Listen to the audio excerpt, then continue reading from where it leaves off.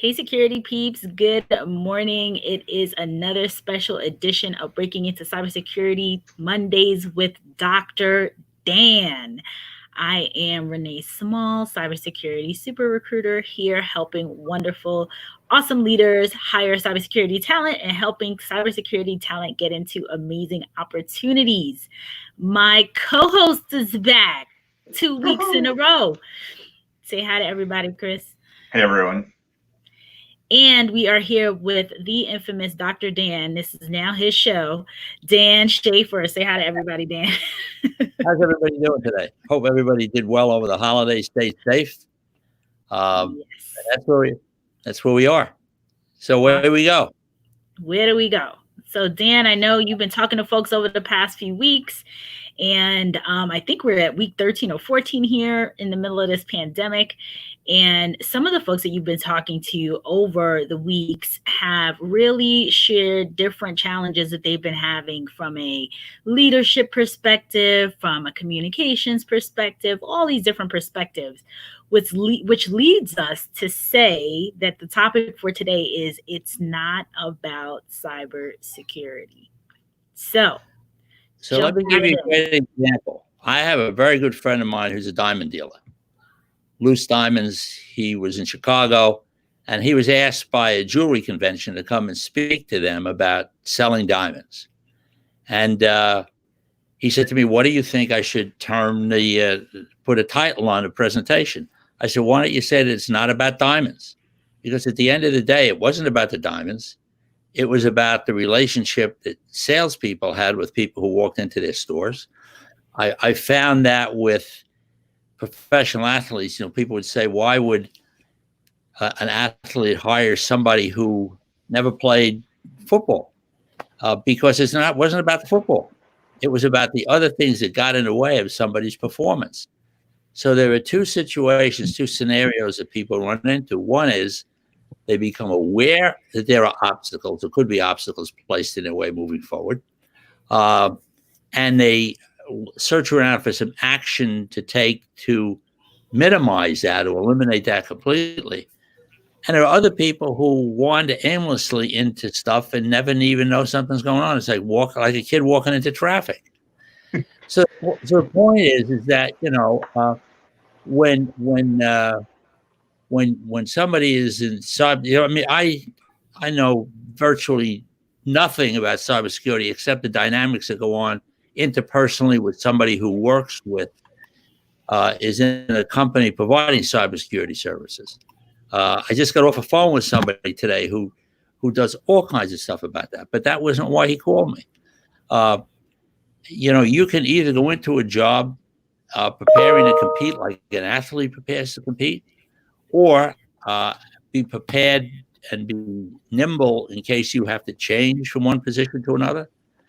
But today it's different, and it's never the same. That's why when I deal with people, I deal with individuals. It's not. I've talked about this for weeks now. I have a risk assessment that will show an individual every single place they can screw up going forward, having nothing to do with cybersecurity. I don't care what the field is. I've used this with Hewlett-Packard. I've used this with professional athletes. I've used this with college kids.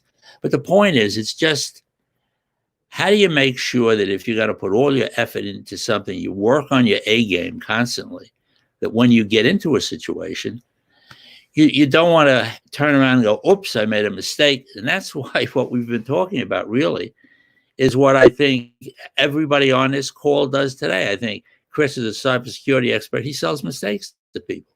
He tells them the stuff he will not let them do if they retain him. Same thing with recruiting.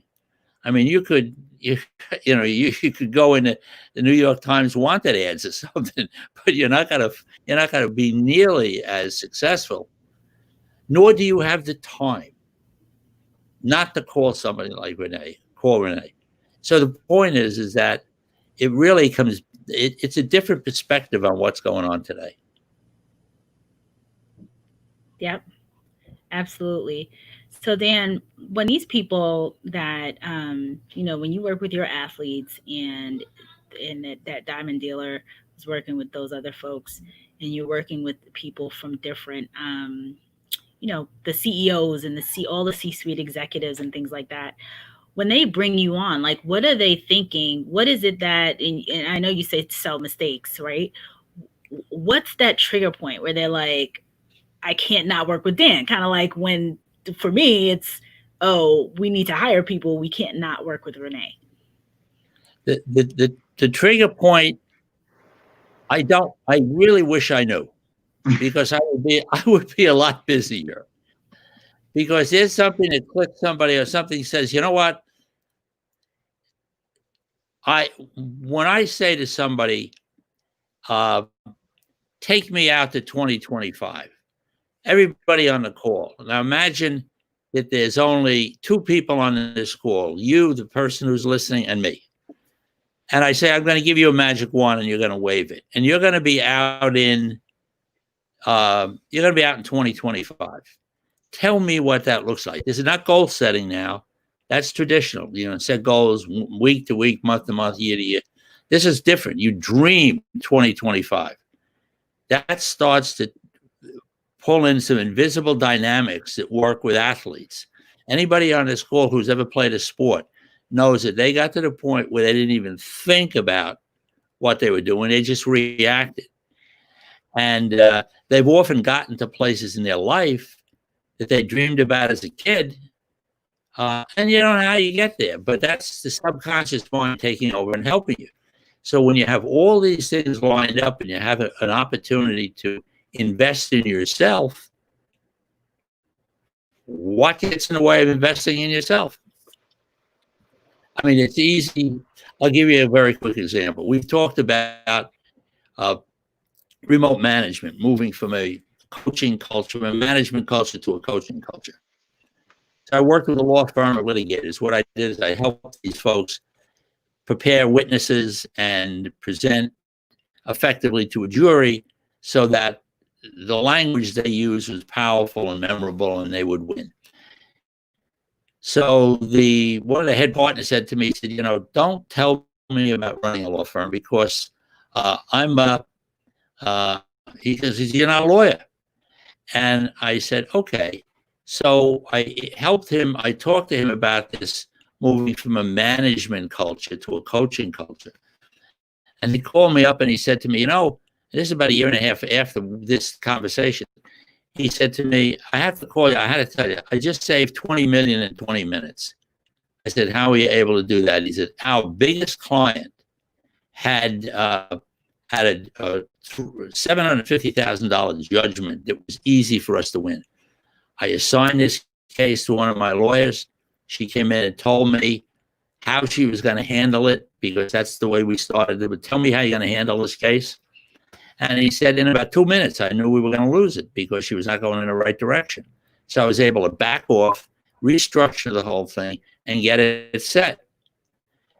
But traditionally, they let that attorney go out, try the case, and if she lost it, then come back and say, you criticize her or do whatever she did. But this is for a $750,000 case. The people on this call are dealing with millions and millions and millions and millions of dollars. They're responsible for millions and millions and millions of dollars. Nobody's, attacking a firm for $750,000. And so, the odds are tremendous. For a company not to look to build the right cybersecurity team, they have to be nuts. But I'm sure what happens is that as I wind up talking to people, a lot of people don't know what's going on. They don't really know the threat that they're facing. So sending somebody out to pitch business and not have them prepared, it's bizarre. But it happens all the time. So that's where winning and losing comes in. People who really want to win will do whatever they can to win. Take every advantage, level a playing field, take every opportunity, and put it into their A game. Because, one of these things is when you learn something, particularly this stuff that I do with people and individuals, once you have it internalized, you don't have to go back and take it over again. You don't have to think about it over again. You got it. That's why when I put the, go ahead, Chris. Did you say something? Oh, I was going to say, so do you think the same tactics apply at a business level? So rather than having them focus on what to do to secure the organization, have them focus on what to do to make the business successful in 5 years. So have that same vision from the organizational level. Absolutely. It certainly does. Because you see, everybody today who's in sales, whatever they're trying to sell, whether it's cybersecurity services or whatever it is, they're trying to close somebody in 2020. So people, I can't tell you how many times people would say to me, and Renee and I have talked about this for years. People say, how do I effectively close a sale? I said, well, you can't ask me because I don't close any. They said, what do you mean you don't close any? I said, people close themselves. They listen to this and they say, you know what? Something's going on here. It's going to give me an edge. I haven't heard about this with anybody else. I haven't heard about it from somebody else. So if I want to be different than everybody else in a marketplace, then I have to do something different. I heard a statement a couple of months ago. A guy said, people have to realize that whatever you did to get yourself to where you are today is not going to work to get you to where you want to be in the future. So, you know, and what I've offered on this is to say to people, just call me and say to me, I heard you talk about this. Tell me what you're talking about. And my response is going to be, you tell me what you need to have happen right now that's not happening. I'm looking at 2 or 3 positions. I'm negotiating 2 or 3 positions in different companies. What do I need to be looking at? Take all your cybersecurity skills and put them on the side. Who are you going to be dealing with? Where do you want to be in a company? What does the organizational chart look like? How are you going to move up within that situation? Who's in the way? Who's not in the way? Renee and I have dealt with this since we worked together for years and years and years. We look at people who are in the way, and the blockers. We spent time just looking at blockers in organizations. Who's going to block you? Who's threatened by you? So it's a strategy. I'm on my soapbox this morning. You're on a soapbox. You're a little bit choppy today. Usually it's me. Today you're going in and out a little bit. I don't know if it's the weather out there in Long Island. But you brought up a good point about blockers and people being threatened. And I think that some of the things that people don't fully understand, and this is something that you had told me in the past, is depending on the environment that I could seem threatening to people. And people may not, and I was like, who, me? Chris, don't laugh. I'm a gem. I'm a flower. I know it's true though. I'm a flower. What do you mean?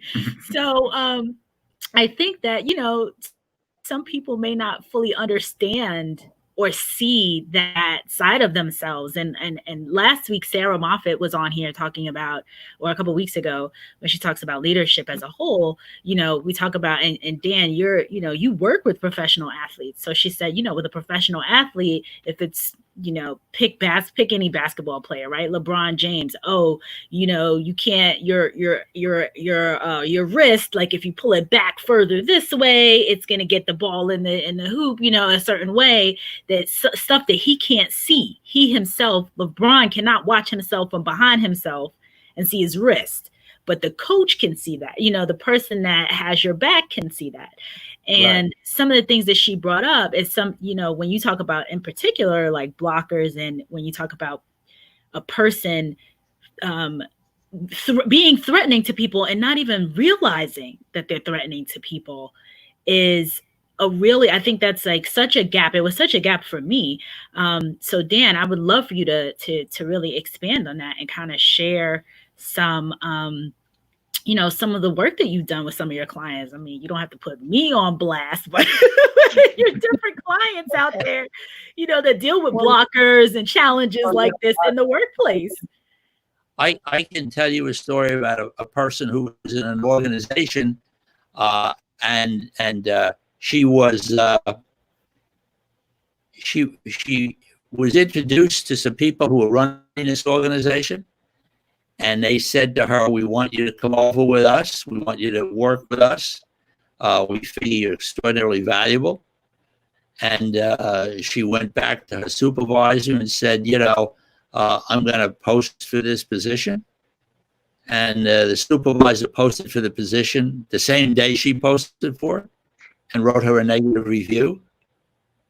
And that person sent me, she was incensed. She said, "You should see this terrible review." So I looked at the review.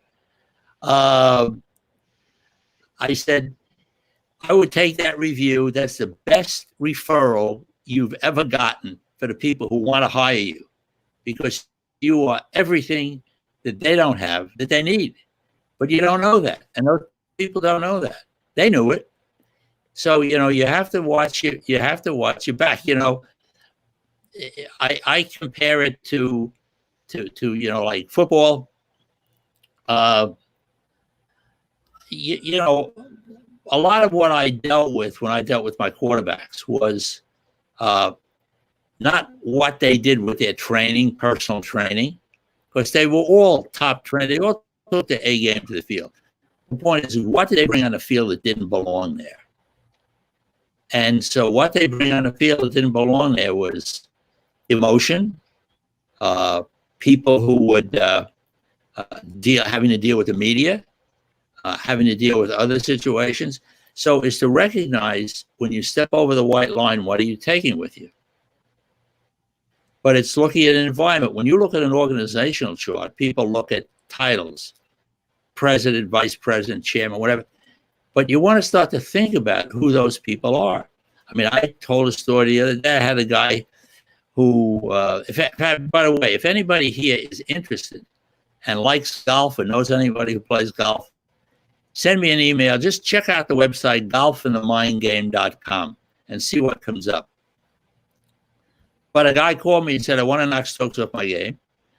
And he said, "Will you meet me in my office?" I said, "Sure." So I went into his office. I sent him all my survey material. He sent me a check. He said, "Will you meet me at the office?" So I got into the office. We're walking through the office, and he's moving his hands around. Oh, he says, "I can't wait with all the people who were sitting there." He said to play this weekend. So when we got into his office, he closed the door. He pushed all the golf stuff off the table, and he said to me, "This isn't about golf."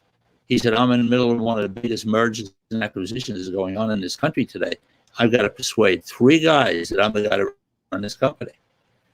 So what we had to do is we had to profile those people. Who are they? What do they want to have happen? How did they speak? What did they talk about? What were their concerns? What was going to make them look good and what was not going to make them look good? And we put those specifically designed conversations with people that he would have. So he got the position. And then we went out to dinner. I said, "Do you know anybody else in the same position as you?" He said, "Absolutely." I said, "Will you refer me?" He says, "No." He says, "I can't tell anybody about it."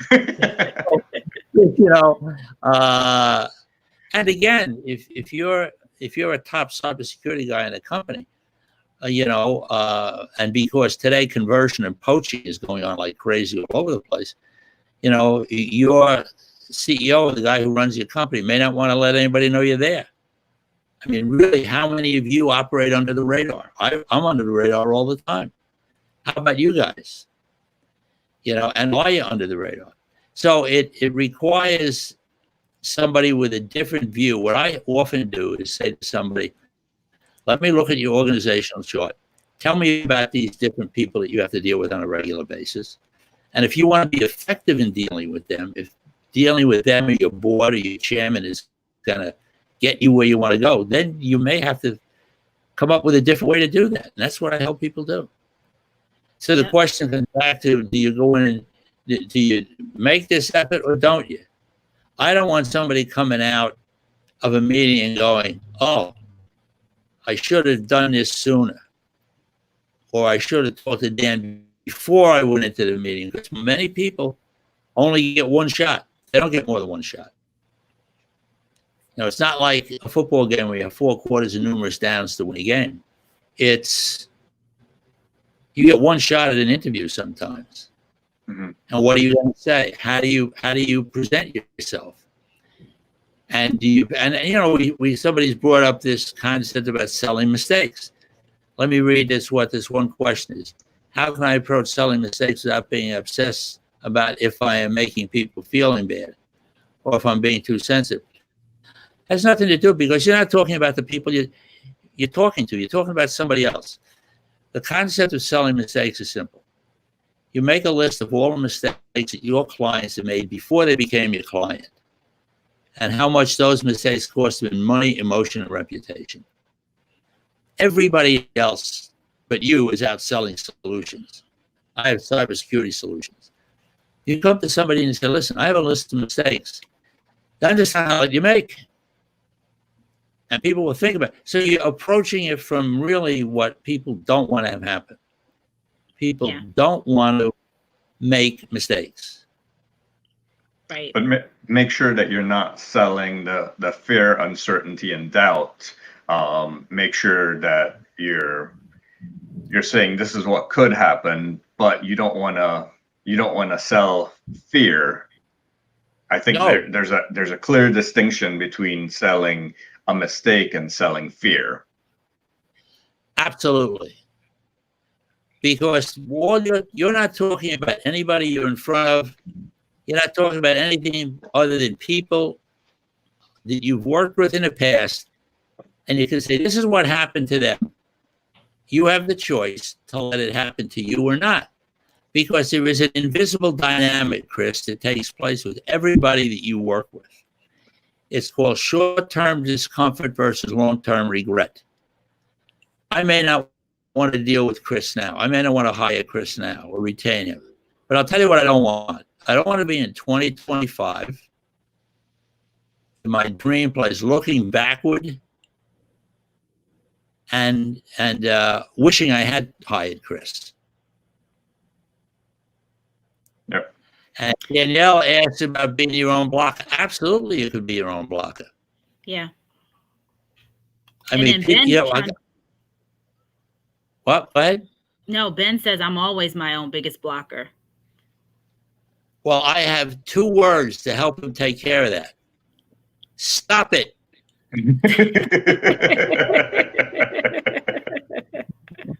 but the point is but to know when it's happening.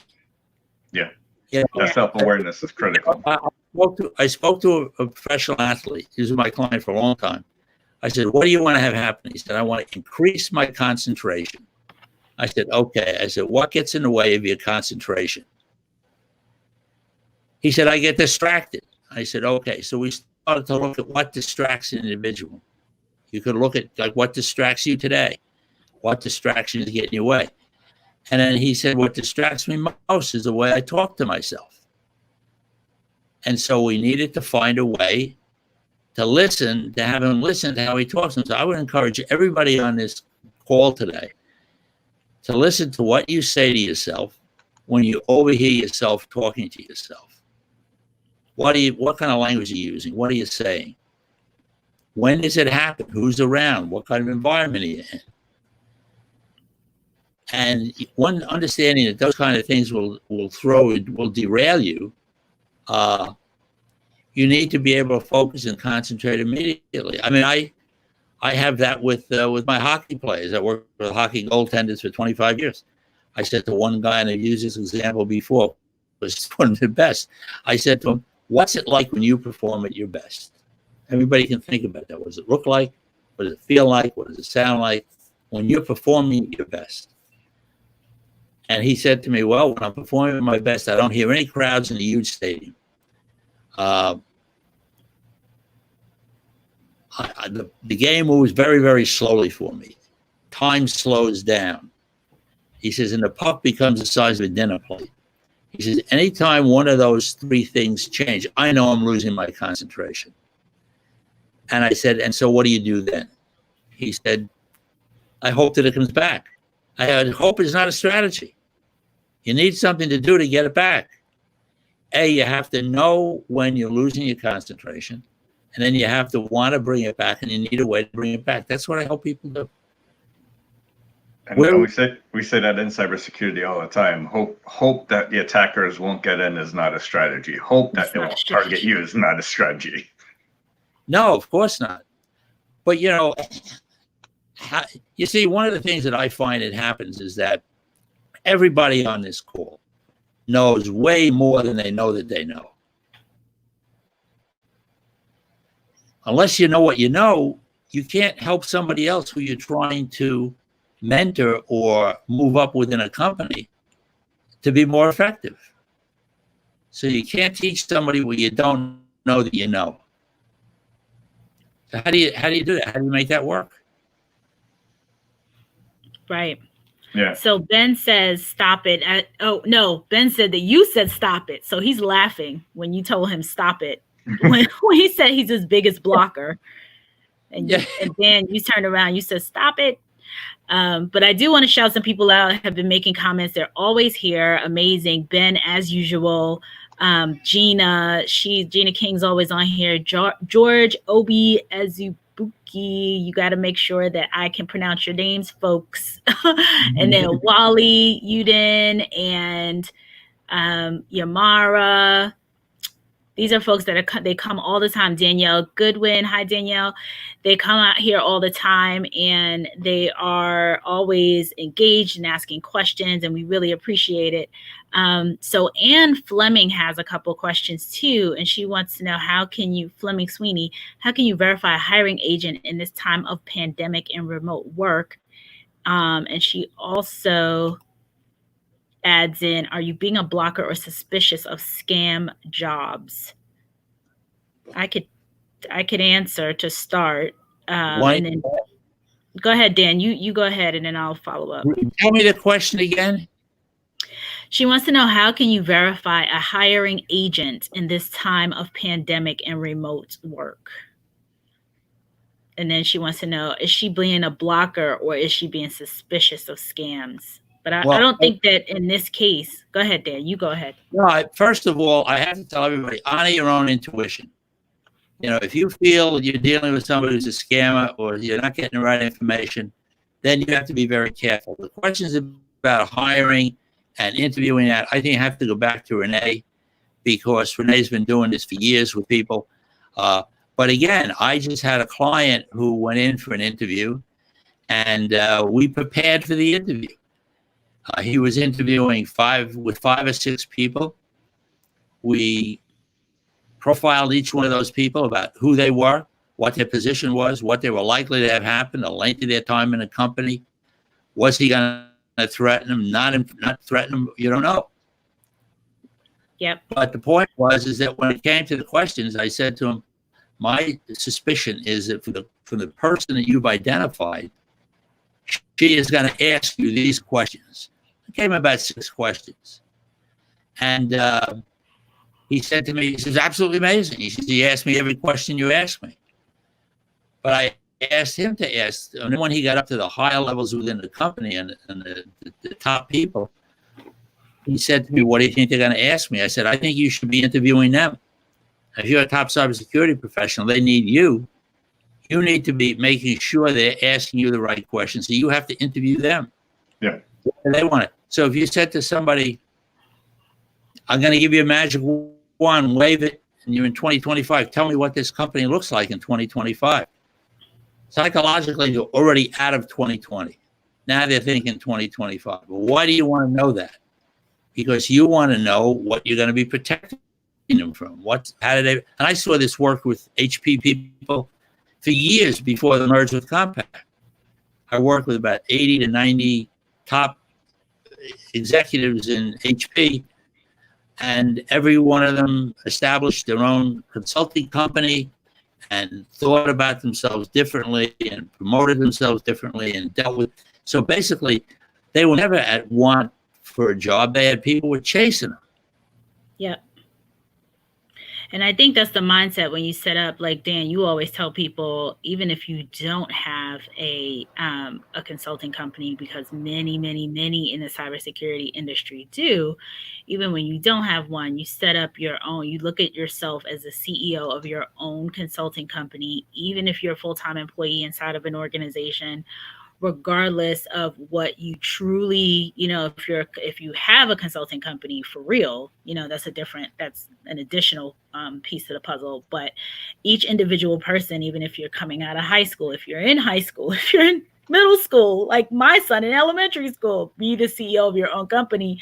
And you just start thinking differently, because every decision is a business decision. And I think that's so powerful that you said that. I want to make a comment though to Anne. She says, I've been contacted by a hiring agent who claims to be with a Greek company. His info is not correct about the company. He used a picture of a founder of the company as his own on Skype. Yeah, this sounds super scamish, Anne. Mm-hmm. And then she says he just sent me a malicious attachment. I mean, this I would completely just get away from this person. Run, don't walk away. Run. Don't walk away. Run away. Exactly. And like to Dan's point, trust your intuition. If people are shady, if you can't, especially during this time when people are vulnerable, looking for opportunities, and you have these pop-up agencies and pop-up individuals. I mean, I think we all get it as a whole. Like I get I have to kind of vet through people who want to connect with me, even on LinkedIn, posing as other recruiters, posing as, cybersecurity people, and then they're not connected to anyone. And Chris and I have tens of thousands of connections. We're probably at each about 20,000 connections. And if you're in security and you're not connected to any of us, then something is kind of weird. So yes, definitely run for the hills on that one, Anne. Terry chimed in. He said, absolutely. I think Dan, he was respond. I think Terry's responded to the point that you made about interviewing the company. And right. We've been talking about that recently a lot, since this is a period of time where a lot of people are in transition. And Jason Blanchard from Black Hills was on with us a couple of weeks ago, and he said he makes a list of the questions, and that when the company's like, do you have any questions? And then, he has that list there. And Dan is pretty much saying the same thing. I think collectively folks are saying more or less the same thing. Definitely we should be interviewing the companies for sure, the leaders in the companies, to really see if it's the right fit. Like nobody wants to be in a situation and then 6 months later you're looking for another situation. That's never good. But it's also trying to get what their sensibility is. Mm-hmm. I mean, if you're replacing somebody, where did they go and why did they leave? Great question. Yep. Now, are they going to answer that question? Probably not. And there's ways to ask that question without it coming off across as where they'll put themselves in hot water. You could ask, was the last person promoted?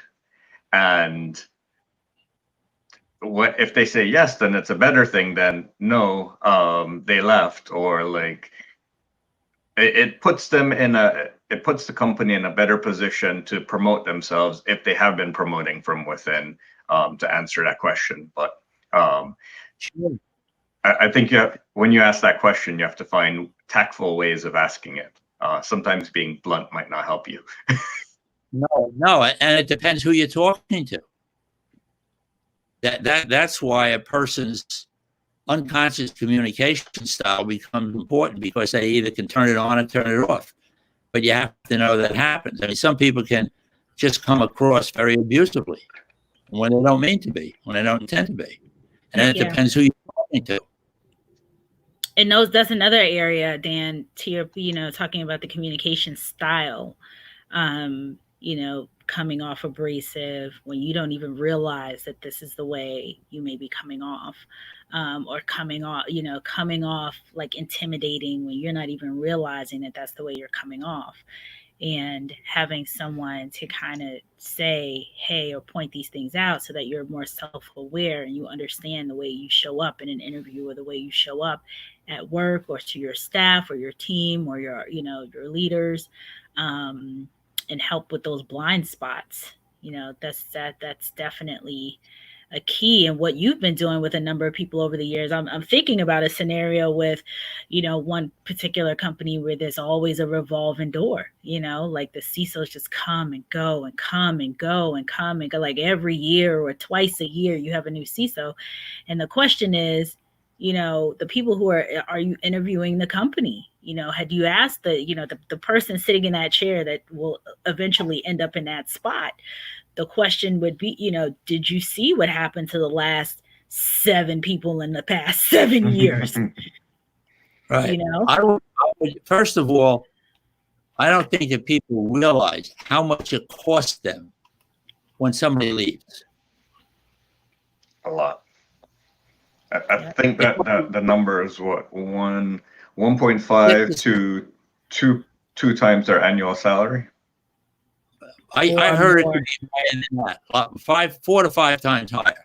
Yeah. Because what happens is when a person leaves and a new person comes in, everybody around him has to withdraw themselves from their position to support this person, ramp them up. So it becomes, and then it's got to be troubling to people on the top.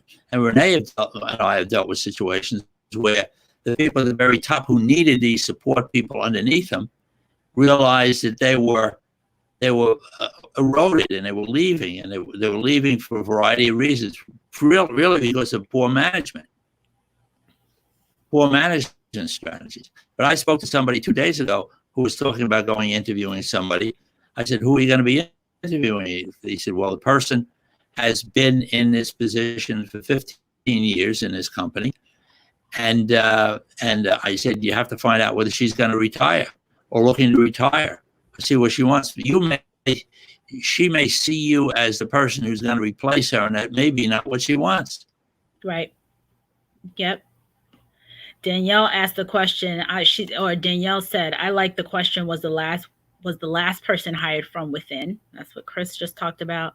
Anne says, I always ask, why is this position available and how long have people stayed with the company? Great question, Anne. And then another person here says, I like the question, why is the role open? And Terry says, possible question, what do you expect to accomplish by filling this position? Yeah. But that brings them back to, now the person you're talking to may not be in a decision-making capacity to accomplish anything other than to just interview you. If you're talking to the top person in the company, it's a whole different story. Because I found what was happening with my guys from Hewlett-Packard was that people saw them as coming in to cover their back, to make them look good, to help them with their jobs, to help them with where they wanted to move. And I think that becomes important to know how the person perceives your role. Yeah. Yeah, for sure. Because sometimes somebody comes in and they're saying, I'm going to hire you for this particular role in the company. But what I'm really thinking about is, since I'm planning to leave, I want to take you with me. Yep.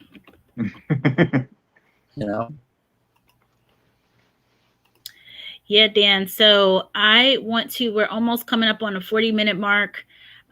Is there anything that you want to wrap up with at this time? This has been really, really helpful. Tons of comments and questions and conversation here around this topic. It's so timely right now in the middle of COVID and all these different transitions that are happening. Is there anything that you want to leave the folks with today? I would say just go on my website, 888fasttrack.com. If you think that what's in that program would be helpful to you, please call me, because people are starting to register now and I don't want it shut out. But if you also are in a company that has a group of people and they want to put them in because it ramps them up, basically it takes a whole lot of training, development, and psychology off your plate and puts it onto me. What we did with a global cosmetic company is they had 10, 12 salespeople internationally. We got them all together. I went through that whole list of everything that's on that 888 program. And I said to them, they said, well, what's your program? I said, I don't have a program. I said, you're going to tell me what you need to have happen next. Which of these items do you need to use next week? And let's deal with that. And that's what we did. We set up a system where people were designing their own program. Because keep in mind, nothing that comes back to our title. When you're talking to me, you're not talking about cybersecurity. You're talking about the psychology of selling cybersecurity. The need to be able to persuade and influence some person that you are different than somebody else. You are, in fact, in the blue ocean where everybody else is in the red ocean, where you have no competition. Correct. I want to just add that when Dan talks about selling, it's internal as well. So he's been working with internal employees selling across and inside their organizations. It's not only like a cybersecurity company per se selling to a corporation or an organization. It is cybersecurity talent within, being able to sell their projects, sell your project up the stream across to other business lines, like kind of explain to the business why they need this particular, why they should take your advice, why they should move forward with whatever program you have. So when he says internal, selling, it's internal as well. So someone's asking for your website. I'm going to post it here. Okay. Already did. Ben put it up too. Thank you, folks. See, the interesting thing is that when people are looking at these situations, they're all different, but they're flexible, and it comes back to an individual. What do you want to have happen right now that's not happening? So the easiest way to find this out is to pick the phone up and give me a call. Let's talk about it. It may not be, there's no cost to the initial call to call me. Pick the phone up and call. Yep. It's not like I'm going anywhere. That is true. Dan loves hearing these stories, actually, quite frankly, and it's so funny. People will text me or call me behind the scenes, and they're like, "Hey," I'm like, "Just text Dan. Like he's there. He'll answer your questions, see if it makes sense for you guys, if whatever questions you have, if you're in the middle of interviewing right now, it's a great time to connect with him." He's worked with so many leaders. Going to text, include your name, because when I just get the number, I don't know who I'm talking to. Yes, include your name in the text. If you want his number directly, it's on the website, but you could also reach out to me too. I'll give you the number and reach out, because Dan has helped so many cybersecurity leaders and professionals as a whole in this space, and obviously he talks about his C-suite, the CEOs, the professional athletes, all the other different people. But right now he's working with, individual contributor cybersecurity professionals, again, who want to be at the top of their game. So reach out to Dan. Dan, anything else before we go? That's about all. Everybody just stay safe. Stay safe, everyone. Thanks, Dan. See everybody tomorrow. Yeah, see you next week. Bye, everyone.